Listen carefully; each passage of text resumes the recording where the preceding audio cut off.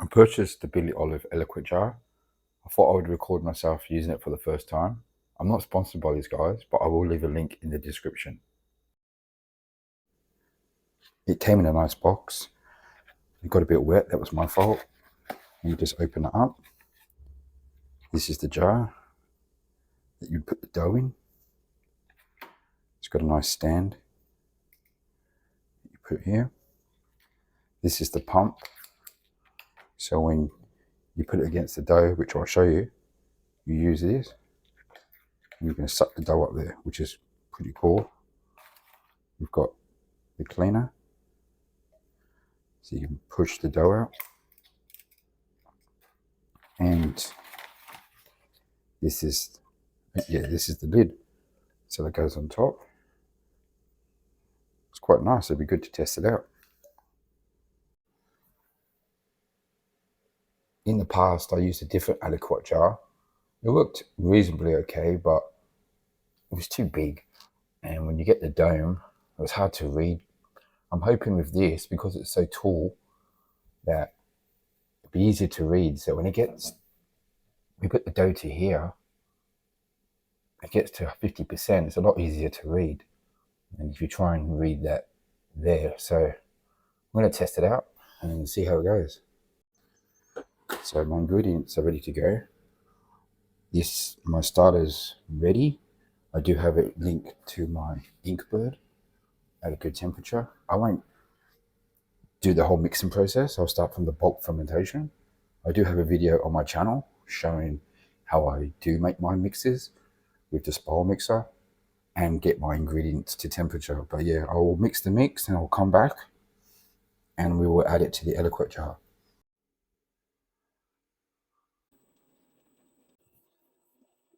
Now I'm going to use the pump to add dough to the zero line.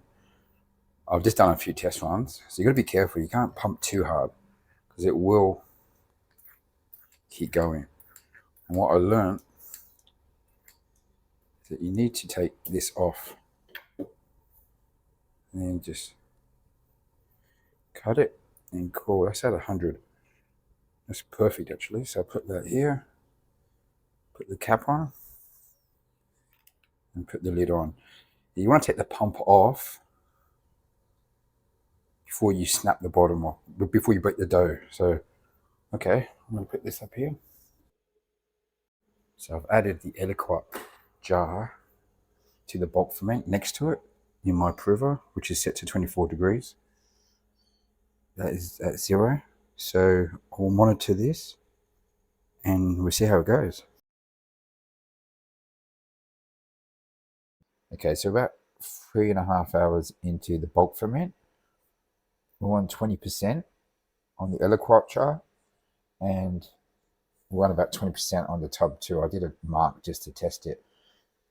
I want to shape the bread at 40 and then put it in the Banneton and place it in the fridge at 50. I'll also put this in the fridge too overnight when I do the 24-hour bulk ferment. But so far it's going really good. So I'll come back when I'm about to shape. So we're hitting about 40% almost. And the bulk ferment, I'm going to cut it up. We're sitting at 24 degrees.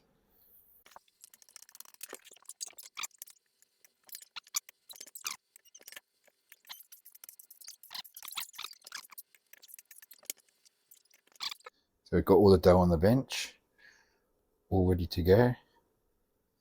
The jar is very, very close. So I'm going to put this in the Banneton and it will go in the fridge.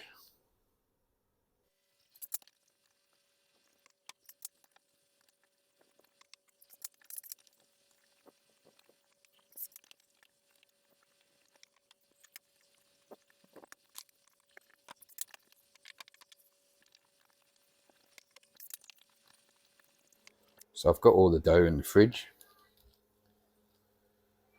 I have my fridge, well, it's on 5, but it's actually set to 2. I only went to 40% because it was starting to feel like it was going too far. I might do an experiment one day where I do push it to 50, maybe 60, 70, see how it goes. And just do like 4, 4, and 4 and do a few experiments. But I'm going to leave this in the fridge for 24 hours and we'll bake it off and see how it looks. Okay, so cleaning the Aliquot jar is very easy. Take the cap off and turn this around. Stick this through and just pop it out.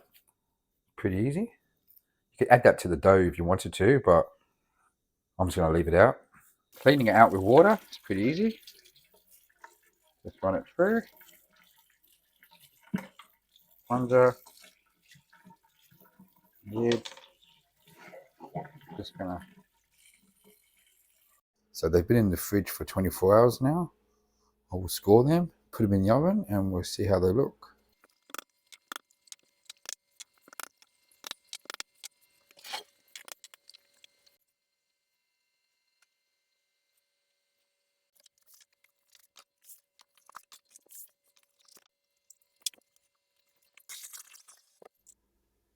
So we are 25 minutes into the bake.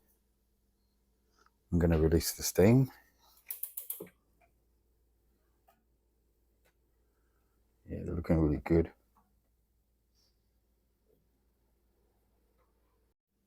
Okay, so we're at the end of the bake. And yeah, they look beautiful. I'll let them cool down and then I will slice into them and see how they look. So it's cooled down for about 5 hours. I'll cut into it and we'll see how the crumb looks.